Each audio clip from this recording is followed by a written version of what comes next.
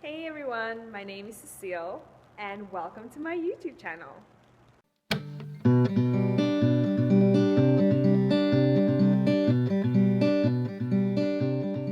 So since it's the beginning of the year, I thought that my first video would be a reflection on 2016. So let's go. My biggest obstacles. I would have to say the language barrier that is Korean.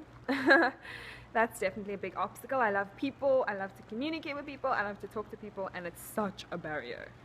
So yeah, that has to be the language.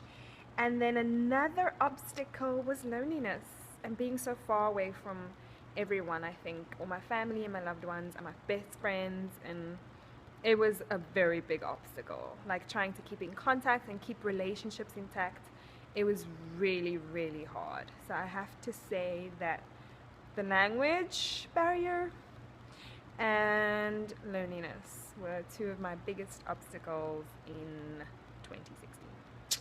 Yeah. Memorable phrases from 2016 have to be, since I'm in Korea, I started saying there to everything, and even to my friends, like my normal friends, my friends who aren't Korean. Like if we would have a conversation, I'd be like there. So they would be like, I remember one of my friends was like, are you gonna say ne to everything? Like, are you gonna say ne all the time? So I definitely have to say that was one of my most memorable phrases. Let's see. Regrets. Oh my gosh. Regrets would have to be not starting the YouTube channel earlier.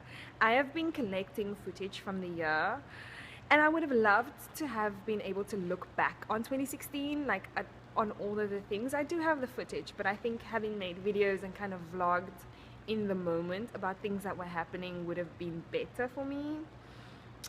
Just as a collection of memories at the end of the year. So I regret that. I really do regret that. It was in the pipeline for a long time, and I'm only doing it now. But yeah, so that's one of my regrets. Not starting earlier, definitely. Lessons learned in 2016 is, okay, I think it's based off another regret that I have. I regret that I didn't save more in 2016. I really do. Okay, where'd the money go? What'd you do with your money, girl? So that's one of my regrets as well. So a lesson learned is to save.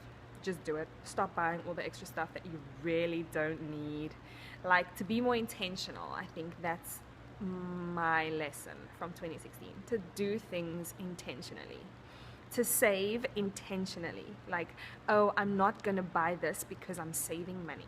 I'm gonna buy this, this, and this because it's cheaper, or stuff like, to just be intentional with my goals in general. So a lesson learned from 2016 would be to save, and also to stop waiting. Like, what you waiting for? Who are you waiting for? You waiting for Jesus? Girl, just do what you need to do today. Like, stop waiting. I hate that about myself. I'm such a procrastinator, and I think that's one of the lessons I learned from 2016 is to be intentional and to do it. Just do it. Yeah. Goals for 2016 is to keep making YouTube videos, and to document this part of my life. Like, this is an exciting journey, and this is my last year in Korea, at least according to my plans. So I really want to make YouTube videos and document my last year here. I have a lot of goals for my kids, like teaching goals. Last year was my first year as a formal teacher, and I was kind of thrown in the deep end, I feel like. So this year I can plan more, and I have more precise goals about what I want to reach with my kids, and I know them better this year, so I know what I'm working with, so I can be more intentional with my teaching. So I have a lot of teaching goals, and oh my goodness, I had this crazy embarrassing moment. I'm a ESL teacher here in Korea, and once I practiced this game. I'm really bad at bomb games. All the ESL teachers will know, like, There's so many bomb games you can play and the kids love them. And so I'm really bad at bomb games, but I practiced this game and I was like, okay, this is how this game works. I figured it out at home. And then when it was time for me to play the game in the class, oh my God, it was such a fail. It was such a fail. Like, I was clicking on the wrong things and it was just such a mess. Honestly, I was so embarrassed. That has to be one of my most embarrassing moments, is getting a bomb game all wrong. And the worst part is that I knew I struggled with it and I was gonna try it anyway. And I practiced ahead of time, like I prepared myself, and I still bombed the bomb game. So that was so embarrassing. The teacher was like, no, it's okay. And I was like, no, it's not okay. Like, no, it's not okay. Like, this is embarrassing. But yeah, that has to be one of my most embarrassing moments. So another embarrassing moment was when one of the boys from the boys' high school in my town asked me to dance with him at his high school's festival. I was like, yeah, I'm not very good at dancing, but if you really want me to, and if it's really simple, I have no problem. I will totally do it. I actually just wanted to challenge myself and get out of my comfort zone and all those amazing things. So this was a big challenge to me, and I was like so excited. I was like, yeah, I'm gonna kind of step out of my comfort zone. I can be very shy sometimes for no apparent reason. So I thought this would be really great, like, for me to get out there. It turns out that I can't dance. I knew this, and I warned him about this several times. But he insisted. I even invited someone else who was much better at dancing, amazing, to dance instead of me. And instead of him replacing me with her, he said, no, there can just be 3 of us. And that was crazy. But I'll insert some footage about how it was. It turned out well in the end, but it did not start off good at all.